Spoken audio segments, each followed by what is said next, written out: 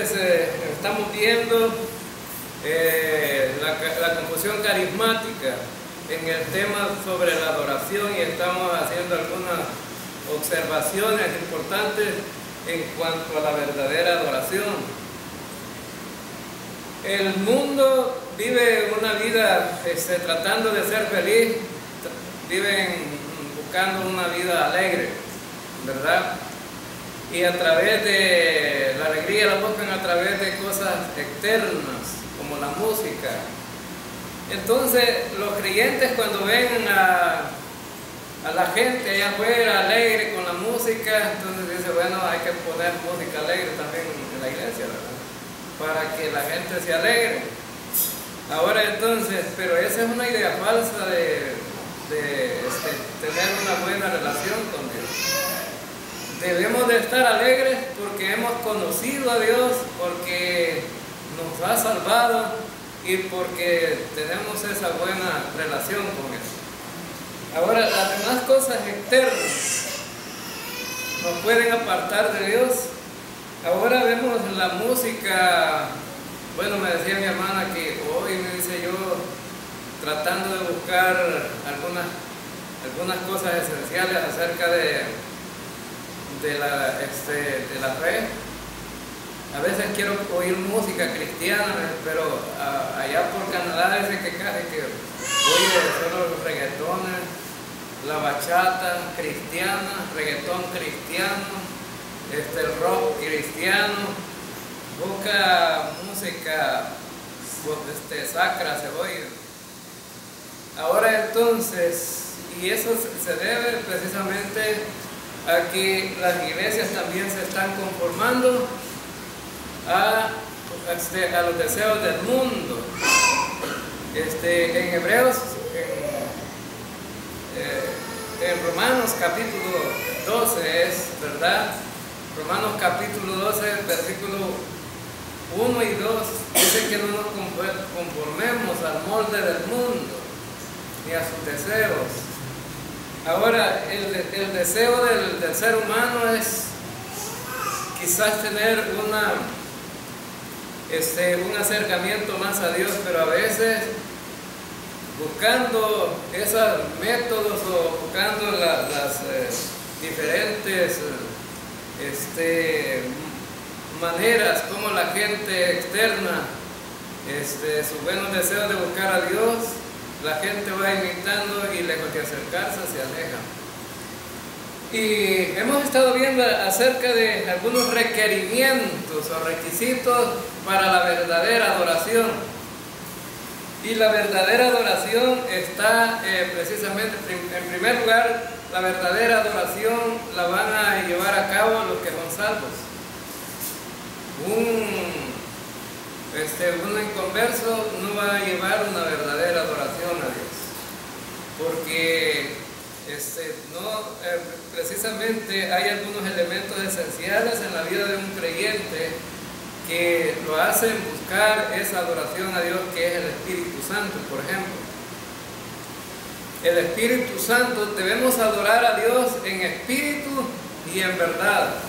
En espíritu, poniendo la relación de un creyente entre su espíritu con el Espíritu de Dios, y externando de adentro hacia afuera esa búsqueda de Dios. Porque a veces la gente piensa que la adoración solo es cantar, ¿verdad? Y alegrarse, ¿verdad? Cantando, y eso no es cierto, ¿no? Vamos a ver algunas cosas ahora también fundamentales para la adoración. Y entonces no debemos de adorar en la carne, sino en el espíritu, porque la mayoría de creyentes no adoran en espíritu, sino en la carne, ¿verdad?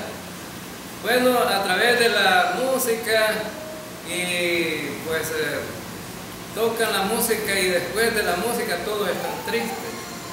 Cuando está la música todos están alegres, y cuando está se acabó la música todos tristes. Ahora entonces significa que esa no es una verdadera adoración. Hay iglesias que observé yo en dos visitas que hice a dos iglesias. En las dos visitas habían dos grupos musicales en las iglesias. Entonces, y quien tocaba la música eran los jóvenes. Ahora entonces, en las dos ocasiones, los jóvenes, después que terminó la música, se salieron del culto y se oía la bulla allá atrás, en las aulas de la escuela bíblica. Y le pregunté a los pastores, ¿y qué pasó con los jóvenes que estaban tocando? Y no les gusta el culto, me dijo, solamente la música. Entonces, está malo, yo que no los pusiera a tocar aire. ¿Por qué? Me dijo el pastor. Porque debemos de enseñarle a la gente que no es solamente por la música que debemos buscar a Dios. Debemos de buscarle por todo, ¿no? Toda la adoración. Ahora, el problema es que esta gente no sabe que la adoración se lleva a través de muchas maneras, no solamente a través de la música, porque ese es el concepto equivocado, ¿verdad?, de los creyentes, que piensan que solo a través de la música y a través de las actividades dentro del culto, ¿verdad?, tienen una variación en el momento del culto. Por momentos, ¿verdad?, vemos una música lenta y a la hora de las horas una música alegre y así, ¿verdad? Ahora entonces, pero no es solamente a través de la música, es parte de la adoración a Dios. Y es más, la música, si no tiene un sentido teológico, de nada sirve que lo cantemos. Dios no lo recibe. Ahora entonces, y a veces las canciones que muchas veces se cantan en las iglesias solamente es una repetición de una palabra, ¿verdad? Ni siquiera lleva varias expresiones en la búsqueda de Dios. Y ya estudiamos que si en en un culto no se menciona a Cristo, entonces el culto fue en vano aquello. Ahora, porque pues de eso se trata, ¿no?, de exaltar a Cristo. Y estuvimos viendo que allá en Apocalipsis los 24 ancianos se postran ante Él, ¿verdad?, ante el Cordero, y tiran sus coronas en señal de adoración. Ahora entonces, significa que ese culto allá en el cielo es una expresión, ¿verdad?, de la verdadera adoración que deberíamos de hacer aquí en la tierra. ¿Cuánto nosotros quizás no tengamos coronas, pero cuánto nos despojémonos de toda esa cosa que nos trae cargados aquí, ¿verdad?, a la iglesia? Por ejemplo, algunos vienen al culto, pero no están en el culto, porque están pensando en otras cosas que dejaron allá afuera, ¿verdad? Máximo en este culto del domingo, ¿verdad?, que a veces no se quedó el almuerzo hecho ya. Y a lo mejor las hermanas están pensando, bueno, ¿y cómo voy a hacer con el almuerzo de ahora, verdad?, si no dejé nada hecho? Entonces, esa mentalidad de traer las cosas de allá, hay que dejarla, ¿verdad?, las cosas, porque venimos a adorar. Este momento, estas 2 horas y media que vamos a dedicar al Señor, que sea para Él, ¿verdad?, para Él. Así como el novio necio, ¿verdad?, que el suegro le dice, mira, te voy a dar permiso, pero a las 8 de la noche quiero que, mira, te vayas. Y resulta que sí está bien, le dice, para que le den permiso, ¿va? Pero cuando ya agarró la confianza, y el suegro le dice, ya hay sueño, ¿verdad? Pues si no le dice, está tronando duro, que ya va a llover fuerte. Entonces, ¿pero qué es lo que le quiere decir el suegro? Que se vaya. Sí, le dice, ya vamos, y pasan un minuto, pasan 5 minutos, y así se va quedando, ¿verdad? Ojalá que fuéramos necios así nosotros, ¿verdad?, con la alabanza y la adoración y la búsqueda del Señor. Entonces las iglesias serían algo diferente, ¿no? Ahora entonces, y vamos a otro extremo, las iglesias hoy día cantan más que lo que se predica, o sea, que lo que se alimenta una iglesia. Ahora entonces, y la gente se va conforme, dice, no, si hemos adorado, la cantamos 2 horas. Empezaban a adorar, simplemente, pero cantar, solo cantar no es toda la adoración al Señor. Ahora entonces vamos a ver los elementos esenciales del servicio de adoración. Y cuando estamos hablando del servicio de adoración, estamos hablando del culto, ¿verdad? De la hora que venimos, o el momento que venimos para estar aquí. Ahora entonces, esta actividad se le llama el servicio de adoración, ¿verdad? Ahora, y ojalá que todos entendiéramos qué importancia tiene esto, porque todos estuviéramos concentrados en lo que aquí se está haciendo. Ahora entonces, el servicio de adoración tiene una diversidad de cosas que hacer, elementos que hacer. Ahora entonces, y lo primero que vamos a ver aquí es, lo primero esencial en un servicio de adoración es la predicación de la palabra. La predicación de la palabra, eso es esencial en un culto. Y fíjense bien que en los cultos deberíamos de tomar en cuenta cuánto, ¿verdad?, adoramos a través de la palabra, porque la palabra es fundamental, porque es el alimento espiritual que un creyente va a recibir. El alimento espiritual. Y resulta que cuando uno no está satisfecho, porque imagínense usted, va a comer, está acostumbrado a comerse 3 tortillas siempre en cada comida, pero en esa comida no había mucho y solamente le ponen una. ¿Cómo cree que va a quedar esta persona? Con hambre va a quedar. Y si queda con hambre no está satisfecho. Ahora entonces, significa entonces que dentro de la iglesia deberíamos de venir con hambre y irnos satisfechos, llenos, pero a través de la palabra de Dios, no a través de otras cosas, ¿verdad? Ahora entonces, dentro de del culto, la predicación es esencial. Debemos de darle la suma importancia. ¿Y sabe por qué? Porque aún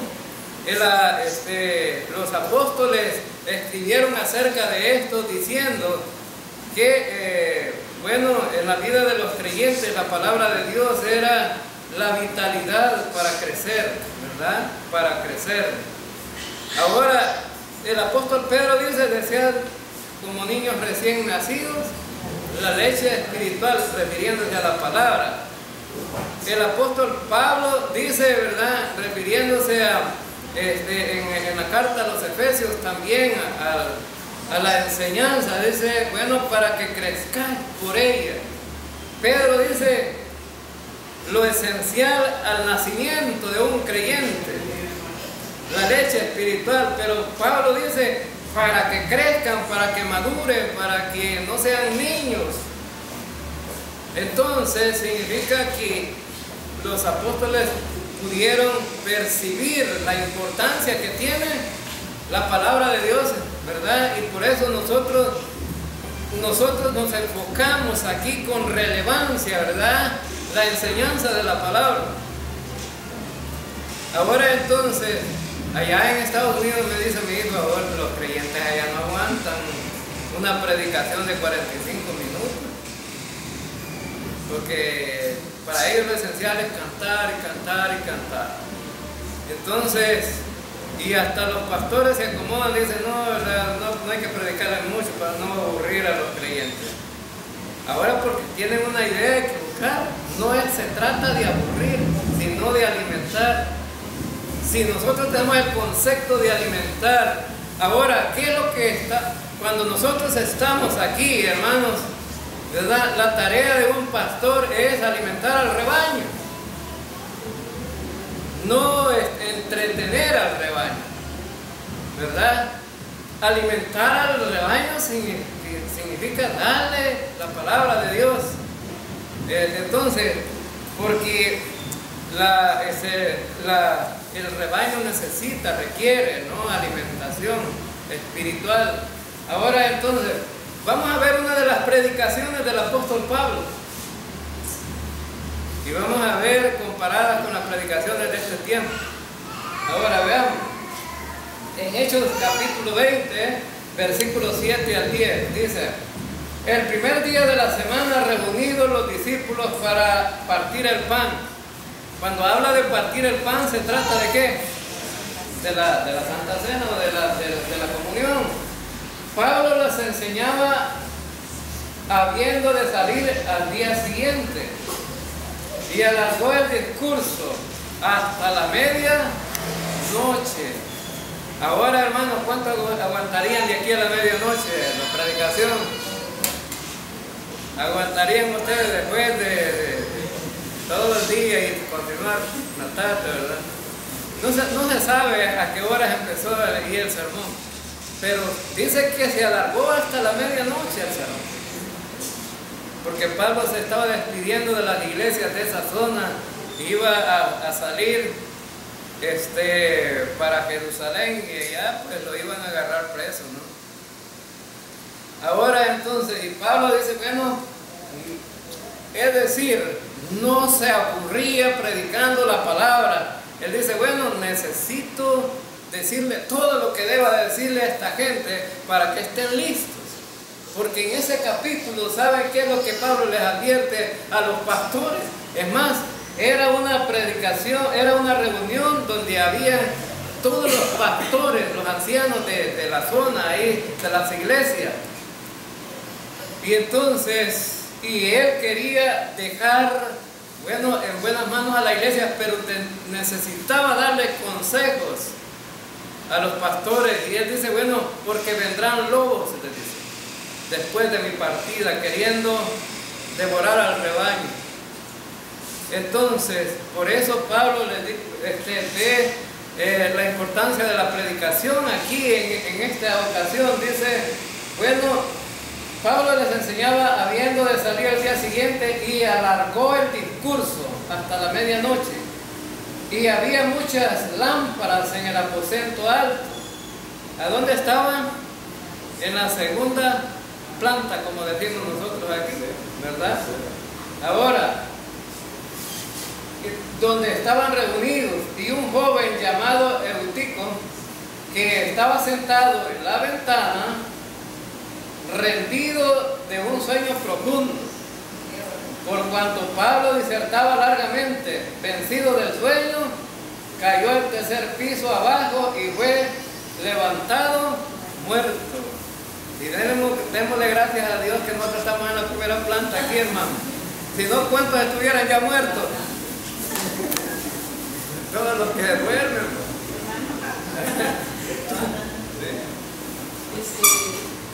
Yo lo siento que no debo de hablar por tantas veces que he escuchado decirlo. Te pregunta, hermano. Un comentario, quizás. Sí. Imagínate que al apóstol Pablo, el chico se le duerme. Y ahora hay tantos predicadores que realmente es un sacrificio para la congregación que están escuchando. Ahora, es algo sabroso realmente oír una buena predicación, pero ese punto tiene que ver mucho con la clase de predicador que está al frente de la congregación, porque cuando uno está alimentando realmente no siente que pase el tiempo. Sí, cuando el rebaño está siendo bien alimentado. Miren, allá arriba nosotros tenemos unas cabras, ¿no?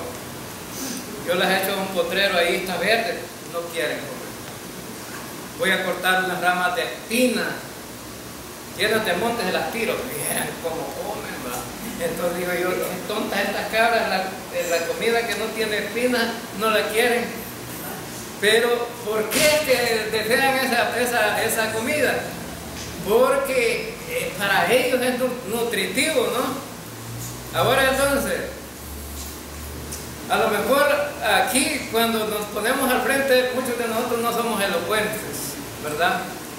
Y que no se, y a veces la gente dice, no, quiere oír a alguna gente elocuente, pero no se fijen en eso, hermanos, fíjense en qué, en lo que se está enseñando, ¿verdad? En lo que se está enseñando. ¿Por qué? Yo no me refiero a ninguno, gracias a Dios que tenemos buenos predicadores así en esa iglesia, pero yo he escuchado y he visto en la televisión algunos que realmente no sé cómo es. Dejan mucho que desear con sus predicaciones. Pero, ¿sabe qué? Me decía el hermano Roxer, ¿verdad? Me dice el hermano Roxer, no soy elocuente. Ustedes conocen al hermano Denio, ¿verdad? Yo no soy elocuente. Vieras, me dice que una vez abrí un programa en la radio y hasta mi voz es bien chueca, me decía. Abrí el programa en la radio y dije que un día iba él manejando el carro y llevaba a un amigo a la par y prendió la radio y estaba saliendo un programa, el programa donde él había predicado, la grabación, ¿no? Entonces estaba saliendo y dije que dijo el que iba a la par, el amigo de él, esa mujer que feo que habla. Y dice que se reía él, ¿va? Se reía él. Y dije que le dijo, verdad que no tengo buena voz. ¿Y por qué? Porque yo soy el que voy predicando.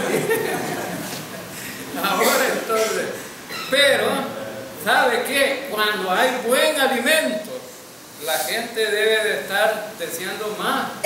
Mire, ese hombre a mí me llenó tanto porque todavía, mire, los mentores que yo había tenido no me habían satisfecho verdaderamente con la enseñanza.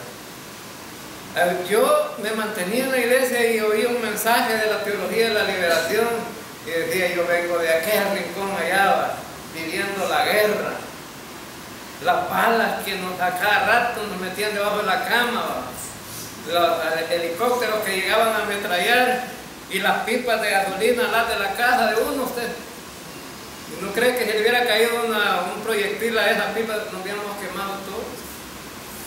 Y decía, y todavía venir a una iglesia y oír un sermón todavía de la guerra, pues, ¿verdad? Porque tuve como dos pastores que solo de la guerra hablaban. Y que había que, bueno, y de la injusticia social, y por ahí se iba, de la teología de la liberación. Y decía yo, caramba, ¿y qué? Pues no me satisfacía. Y yo les decía, ¿por qué no predican un mensaje que nos pueda llenar de consuelo? No, es que estamos en el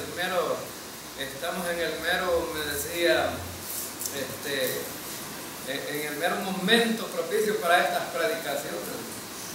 Y a uno de ellos le dije, ahora, ¿y por qué no le va a predicar a los soldados esa predicación? ¿Va? Y el hermano Fidel también le dijo, ¿y por qué no le va a predicar al comandante local esa predicación que está predicando aquí? Le dijo el hermano, ¿va? Entonces, no, dije, entonces me matan. Él le gustaba la teología, pero no tenía valor, ¿verdad? Porque uno que defiende algo tiene valor de decirlo a los demás, ¿verdad? Ahora entonces, y por eso Pablo estaba disertando, alimentando al rebaño, consolando a la gente, y dice, va a venir tiempos difíciles y va a haber persecución y va a querer meterse falsos pastores dentro de las iglesias y van a querer devorarse el rebaño. Y por eso nosotros somos celosos aquí de predicar la sana doctrina y queremos que ustedes se alimenten, ¿verdad?, de la sana doctrina, porque si ustedes están listos, nadie los va a poder devorar. A mí me sorprendió, fíjense bien, me sorprendió. Andaban unos hermanitos repartiendo tratados, pasaron allá por mi cantón. Entonces, llegaron ahí, estaba en la casa de mi mamá y llegaron y dándole tratados, y me dieron uno a mí y le dieron uno a mi mamá y preguntaron ellos, ¿y ustedes son salvos? Por la gracia de Dios somos salvos por la sangre de Cristo, le dijo mi mamá. y se fue, ¿verdad?, platicando con ellos allá a comprar unas tortillas. Y yo, ¿verdad?, tiene valor esta anciana de defender la sangre de Cristo. Entonces, porque los que andaban ahí repartiendo los tratados eran legalistas, ¿verdad? Legalistas. No, le digo, por la muerte de Cristo en la cruz del Calvario somos salvos.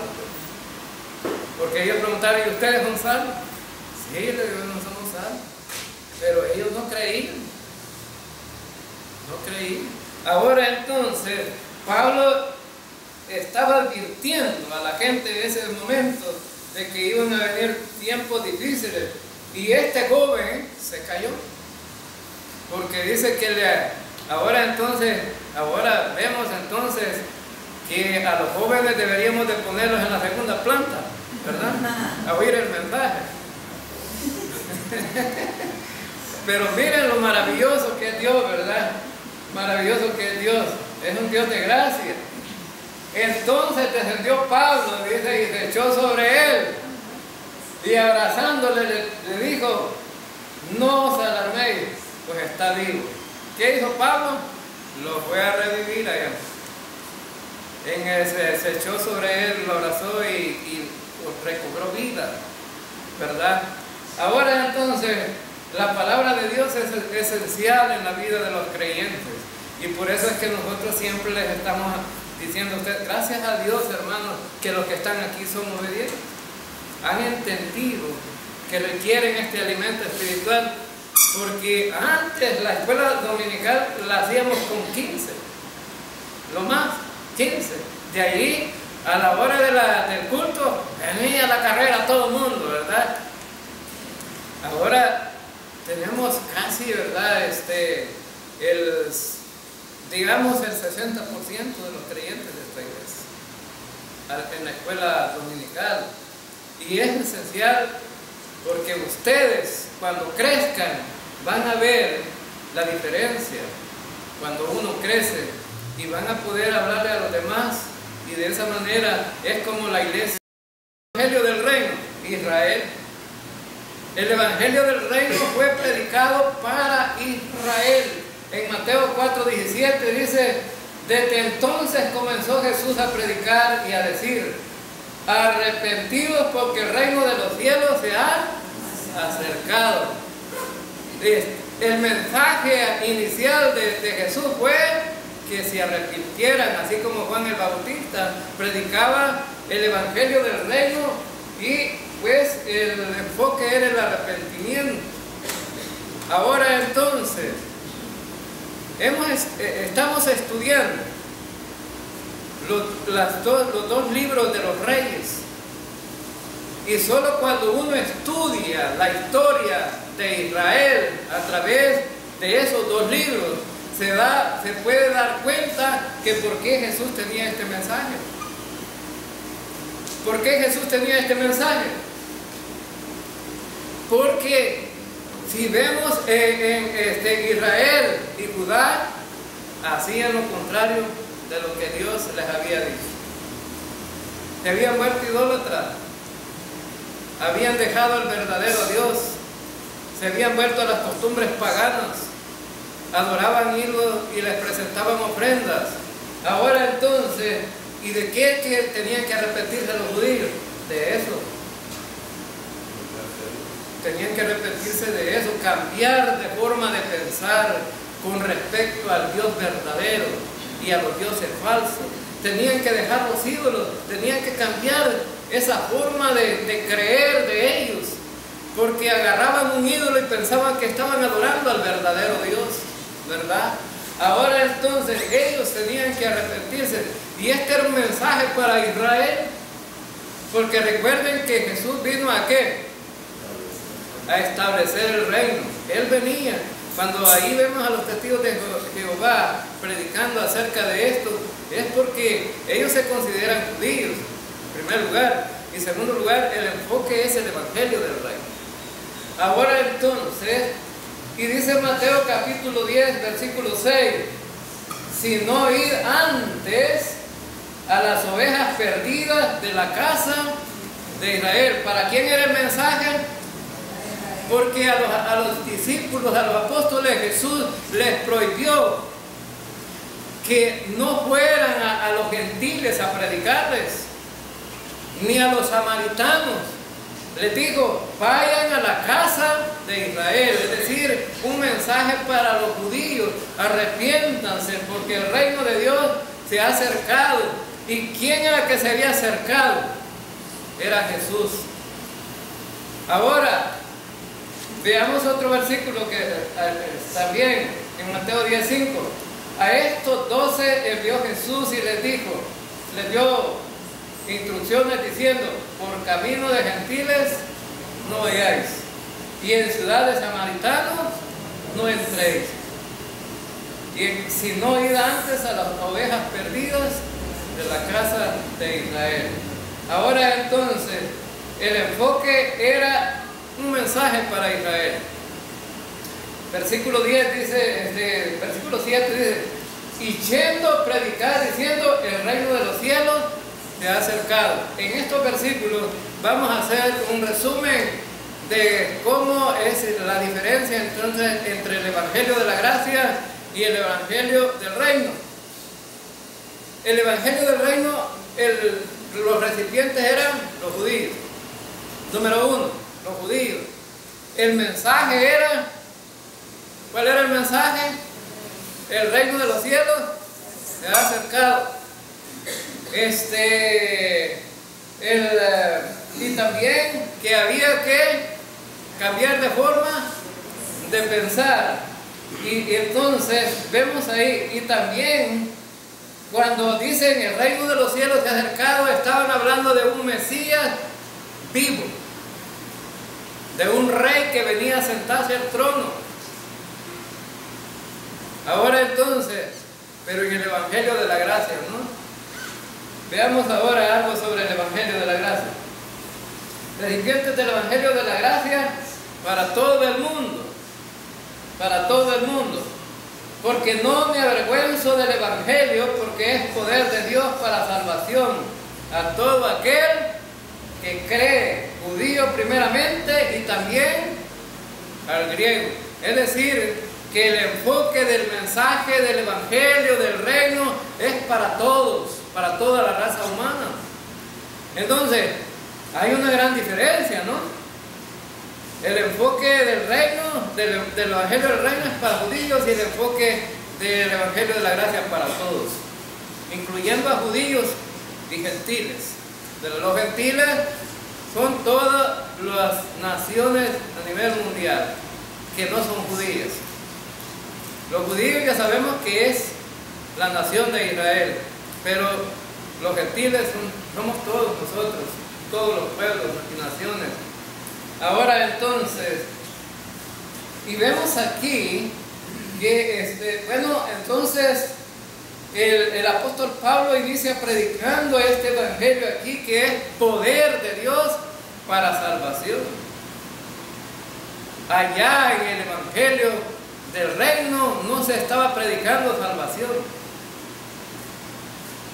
Necesitaban salvarse los judíos para estar en el reino. Si el reino era para ellos y solamente, ¿qué era lo que tenían que hacer ellos? Cambiar de forma de pensar. El arrepentimiento era para esos, para Israel. Pero aquí dice, está hablando de la salvación. Ahora, a todo aquel que cree. Ahora, entonces, ¿la salvación de qué, hermanos? ¿Salvación de qué? Del poder, de la pena del pecado en la vida de un creyente. De la pena del pecado en la vida de un creyente. De un inconverso, perdón. De la pena del pecado de un inconverso. Si una persona creía, ya era un creyente, ¿no? Veamos el evangelio en sí.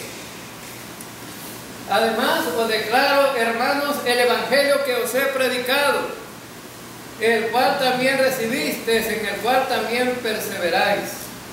Por lo cual, asimismo, si retenéis la palabra que os he predicado, sois salvos.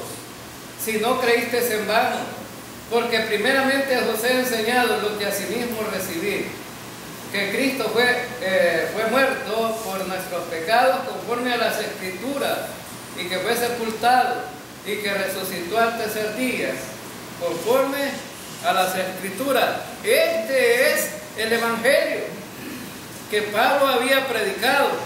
Ahora, Pablo le dice, voy a recordarles a la gente de la iglesia de Corinto, dice, voy a recordarles el Evangelio que yo recibí. Si retienen ese Evangelio son salvos, pero si no, creyeron en vano. Es decir, que no se puede salvar de otra manera si no es a través del Evangelio. No, nadie se puede salvar de otra manera. Ahora dice, ¿qué es lo que Pablo había recibido? Bueno, dice en el versículo 3, porque primeramente os he enseñado lo que sí mismo recibí, que Cristo fue muerto por nuestros pecados, conforme a las Escrituras. Entonces el Evangelio aquí de la gracia está presentando a un Cristo como vivo o muerto. Un Cristo muerto, un Cristo que tenía que morir. Allá un Cristo vivo en el Evangelio del Reino, aunque aquí también se lo presenta vivo, pero después de haber muerto. Allá no tenía que sacrificarse en la cruz, en el Evangelio del Reino. Aquí tenía que sacrificarse en la cruz, en el Evangelio de la gracia. Esa es una diferencia, ¿no? Ahora entonces, y dice que fue sepultado y que resucitó al tercer día, conforme a las Escrituras. Entonces, aquí en el Evangelio de la gracia tuvo que haber un sacrificio de un justo por un pecador. Entonces, vemos entonces que allá en el Evangelio del Reino no iba a haber ningún muerto, pero aquí sí. Ahora entonces, pero aquí abarca a toda la raza humana y allá solo abarcaba a los judíos. Entonces hay una diferencia. Entonces los carismáticos se enfocan en el Evangelio del Reino y ellos, fíjense bien, para poder entrar en ese círculo, ¿verdad? En el Evangelio Juan dice, mas a todos los que le recibieron Dios les potestad de ser hechos hijos de Dios a los que creen en su nombre. De esta manera es que uno se hace, o sea, recibe la salvación, ¿no? A los que creen en Cristo Jesús. Pero para entrar en el círculo carismático de estos hechos que son una bendición para Israel, ellos dicen, bueno, la adoración carismática enseña que Israel ha sido reemplazado por la iglesia y que las bendiciones prometidas a Israel han sido trasladadas a la iglesia, que es Israel espiritual, la teología del pacto, teología del reemplazo. Entonces ellos han cambiado, y eso es lo que hemos estado viendo en los domingos, ¿verdad? No lo vamos a explicar porque lo hemos estado explicando, pero ellos dicen, bueno, nosotros quitamos a Israel y nosotros, a través de suplantar a Israel como iglesia, somos el Israel espiritual. Pero la Biblia distingue a tres grupos de personas y tres grupos en un sentido, ¿verdad? Global. Dice en 1 Corintios capítulo 10, versículo 32, no seáis motivo de tropiezo a judíos. ¿Judíos quién son? La nación de Israel, ni a los griegos, ¿quiénes son los griegos? Todos los gentiles, todos los pueblos, todas las naciones que no son salvos, ni a la iglesia de Dios. Entonces vemos marcado aquí la diferencia entre Israel y la iglesia y los que no son salvos todavía. Ahora entonces significa que esa posición es equivocada. Ahora, número 2, otro elemento esencial de la adoración es la celebración de la cena del Señor, de la cena del Señor. Es decir, ya vimos que algo esencial en las reuniones como esta, en el culto, en el servicio, del culto es la predicación de la palabra. Ya vimos eso, acabamos de terminar con eso. Y otro de los elementos esenciales del culto es la celebración de la cena del Señor. Ahora entonces, ¿por qué es esencial? Porque vemos claro a través de la palabra de Dios que esto eran algunas de las cosas que los seguidores de Cristo enfatizaron en su vida testimonial como creyentes. Entonces, vemos aquí que esta es una ordenanza. Además, ¿verdad? Es una ordenanza de parte del Señor. Jesús fue el que dijo que lo volviéramos a hacer. Ahora entonces, pero hay un problema, ¿verdad? Que muchos, cuando hay cena, ¿verdad? O hay comunión, no vienen. Y hay un problema serio. ¿Por qué? Porque es la parte de la adoración. Significa que vamos a adorar en parte, nada más. Los creyentes debemos de adorar completamente. No debemos de adorar a medias, ¿verdad? Es como que en el culto que viene, los que les gusta la música, solo cantáramos los 2 o 3 signos que vamos a cantar y después. No, ya adoré, ¿verdad? Ya me eché una cantada ahí con los hermanos, me voy. Porque viene la predicación y el hermano Jorge va a predicar. Aburre, ¿verdad? Entonces, pero más sin embargo, esta es parte de la adoración. El domingo pasado una bandeja completa se oró de popa. El domingo antepasado estaba lleno que hasta no alcanzaba la silla. ¿Y qué pasó pues? Bueno, significa entonces que nos gusta adorar a medias y eso no puede ser. Fíjense bien que la verdadera adoración que requiere Dios a veces ni trata nada con las cosas externas. Fíjense bien que Israel, nombre, les dijo el profeta Jeremías, Dios les manda a decir a ustedes que no me lleven esos toros gordos. Un toro gordo, hermanos, ¿a quién le gustaría comerse un toro gordo? Pues a todo el mundo le gustaría, ¿verdad? Una vaca flaca, ¿quién se la va a comer? Puro hueso. Pero a Dios le llevaban, y los israelitas le llevaban los toros más gordos. Pero ¿saben qué les mandó a decir Dios? No quiero toros gordos, no quiero nada de eso. Lo que quiero es un corazón contrito y humillado. Así les dijo, ¿verdad? Vengan ustedes, preséntense ustedes. Y entonces los verdaderos adoradores vienen, hermanos, y adoran personalmente, ¿verdad? No mandan razón, ¿verdad? O no mandan la adoración con otros. Se presenta a sí mismo, hermano, pero es que ve que hay veces que no puedo porque de eso se trata. ¿Qué dice Romanos capítulo 12? Que presentemos nuestros cuerpos en sacrificio vivo, santo, agradable a Dios, porque a Dios le agrada que venga.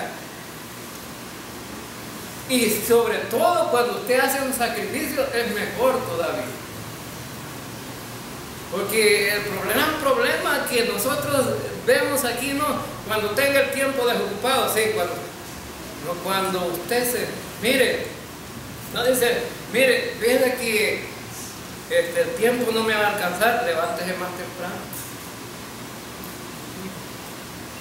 Allá en la mañana estaba una señora tendiendo ropa y le digo yo, madrugó a lavar, sí, a las 3 de la mañana me levanté a lavar. ¿Y por qué madrugó tanto?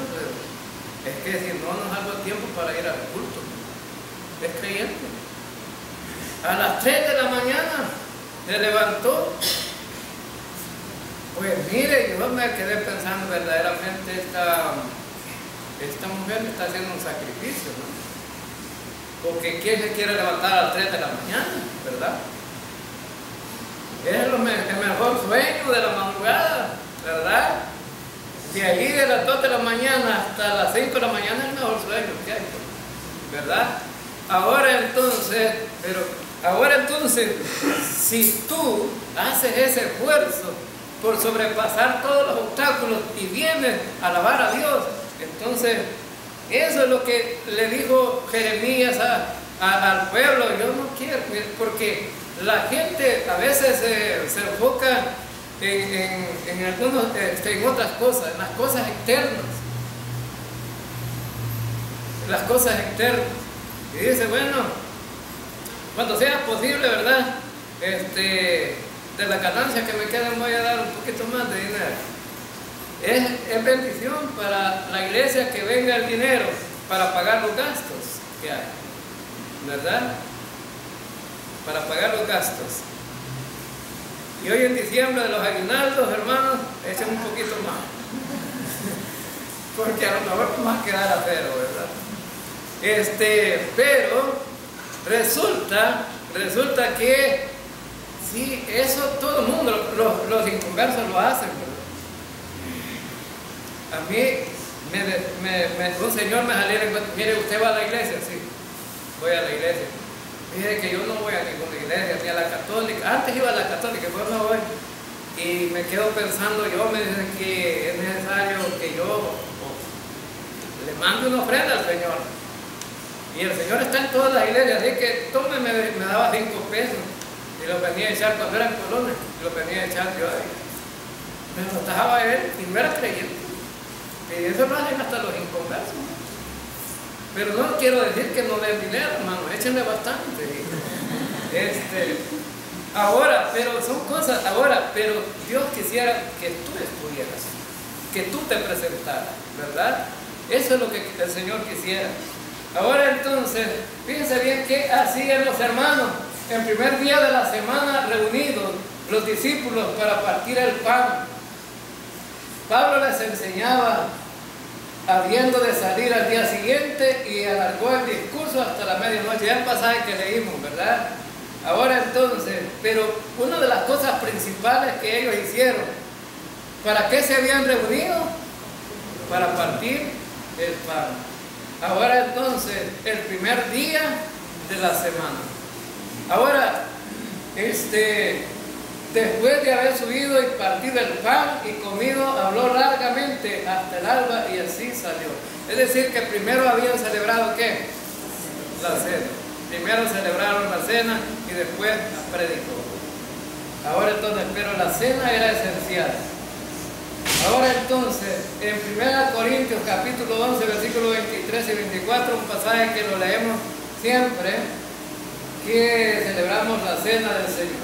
Porque yo recibí del Señor lo que también os he enseñado, que el Señor Jesús, la noche que fue entregado, tomó pan, y habiendo dado gracias, lo partió y dijo, tomad, comed, esto es mi cuerpo, que por vosotros es partido. Haced esto en memoria de mí. Hay iglesias que celebran la cena, o hay grupos religiosos que celebran la cena, pero no la comparten. Ahora, ¿qué dice aquí este versículo? Tomad y comer. ¿Y comer qué es, hermano? Echárselo en la boca y masticar.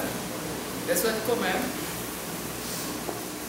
Por ejemplo, los testigos de Jehová le pasan el plato y mire, y hacen una gran fiesta a ellos. Invitan a todo el pueblo. Vayan a ver la conmemoración. Vayan a ver la conmemoración. Una gran fiesta.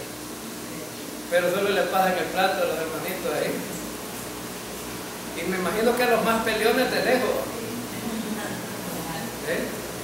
Ahora entonces, a los que más indisciplinados pasan, porque ahí les ponen disciplina. Algunos que son los disciplinados pasan. Ahora entonces, resulta que solo la huelen. Bueno, pasémonos a otra iglesia, a la iglesia tradicional. Ahora entonces, en esa iglesia, agarra la copa, ¿verdad? Y la hostia, el sacerdote. A mí, mira, yo como ahí crecí, me daba, no sé, cuando tenía la copa y el sacerdote así, decía yo, siquiera nos pasara un poquito a cada uno.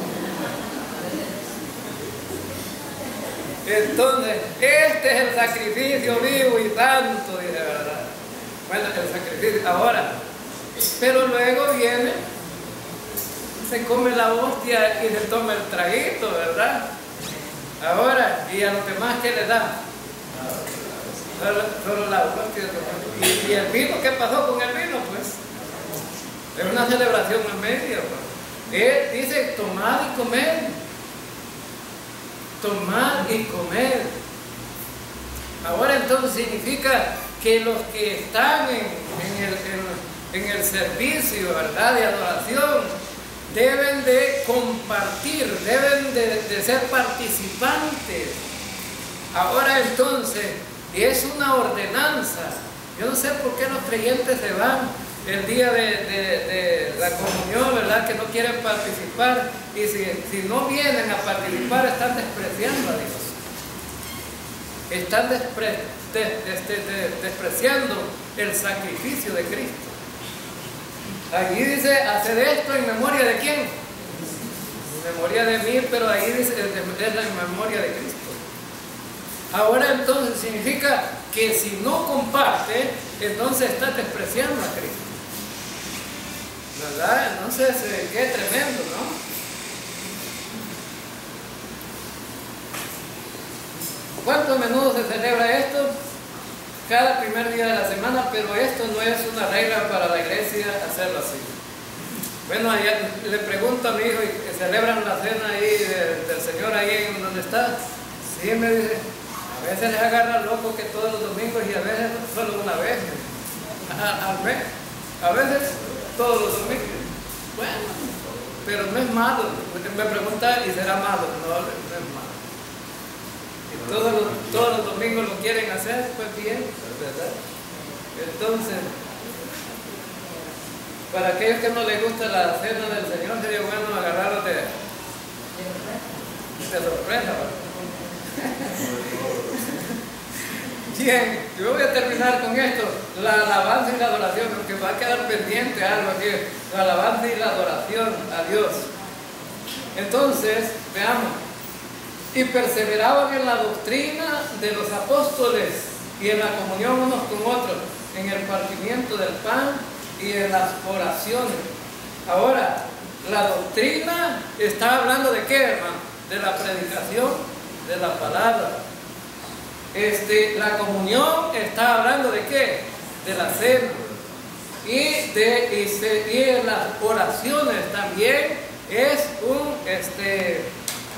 un tiempo de adoración. A la mayoría no le gusta orar, ni gusta venir a los cultos de oración, pero es adoración a Dios. Es adoración también. Ahora entonces, no, hermano, porque dicen que eso de estar de rodillas es muy cansado. Y un guardia nacional decía yo, no quiero ir al cielo. Y aquí estuvo en este pueblo, aquí estuvo. Decía, no quiero ir al cielo porque eso va a ser aburrido, estar de rodillas solo rezando, decía. Ahora entonces, la adoración no tiene que ser aburrida, no tiene que ser algo aburrido. Si la única manera, fíjense bien, de platicar con Dios es a través de ¿qué? Es la única manera, no hay otra manera. Jeremías 33:3, el teléfono de Dios, ¿verdad? Ahora entonces, dice, clama a mí y yo te responderé. Ahora entonces la única manera de hablar con Dios es a través de la oración. Y usted a veces preocupado que me ha hablado con fulano, ¿verdad? Y este teléfono que no me sirve, no cae la llamada. Y entonces, ¿será que no me ha podido robar bien la señal? Dice, porque algunos solo roban la señal pasa. Ahora entonces, para hablar, entonces, significa entonces, y preocupados ahí, ¿verdad? y es que ya rato estoy intentando de hablar con la fulana, ¿verdad? Y no he podido. Se preocupan. Así debería ser la preocupación para hablar con Dios también. ¿Cuánto tiempo hablamos? David nos da lecciones en los Salmos. Hemos visto que de mañana, a mediodía, por la tarde, por la noche, a toda hora, David comunicándose con Dios. Ahora entonces, y si los intereses de hablar muchas veces con alguien, porque hay algo, debe ser un interés también de nosotros hablar con Dios. Un interés, ¿no? De hablar con Dios, es decir, tener en mente que la única manera que puedo comunicarme con Él es a través de eso, ¿verdad? Y alabando a Dios y teniendo favor con todo el pueblo, alabando a Dios. Cuando dice alabando a Dios, ¿a qué se refiere? A la alabanza, es decir, cantando, ¿no? Y teniendo favor con todo al pueblo. Y el Señor añadía cada día a la iglesia los que habían de ser salvos. Entonces, cuando cantamos, cuando oramos, cuando predicamos la palabra, cuando celebramos la cena del Señor, estamos adorando. Pero la exhortación es para que seamos participantes todos de esa adoración. Fíjense bien que hay con esto termino, educación cristiana. Cuando ya se ha empezado el culto, no se habla cuando entra uno. Hay algunos que están orando ya y viene otro hermano, Dios le bendiga, hermano. Aunque es bueno que diga que Dios le bendiga, ya no lo interrumpa porque está en oración. Y también los que vienen temprano deberían de sentarse aquí en las primeras filas, para que los que vienen tarde se queden ahí atrás. Pero algunos días ya tienen hasta la forma del cuerpo, ¿verdad? Que ya se dieron, no ven así. ¿Saben por qué me siento en esta silla de adelante yo? Porque nadie se quiere sentar. Pero si estuviera lleno y me tocara estar parado, yo me quedaría parado. Pero miren, estas sillas son las más despreciadas, aquellas de atrás son las más. Pero desde ya les digo, aquí en aquella dirección, todos los domingos dejan una bolsa con papeles, llévensela, ¿verdad? Llévensela, esa bolsa de papeles que dejan ahí, de galletas incluso. Y por aquí, no sé por dónde, chicles pegados. No peguen chicles, hermano, así. Bien, entonces le damos gracias a Dios porque nos ha permitido pues tener esta clase de la escuela bíblica y vamos a continuar con él.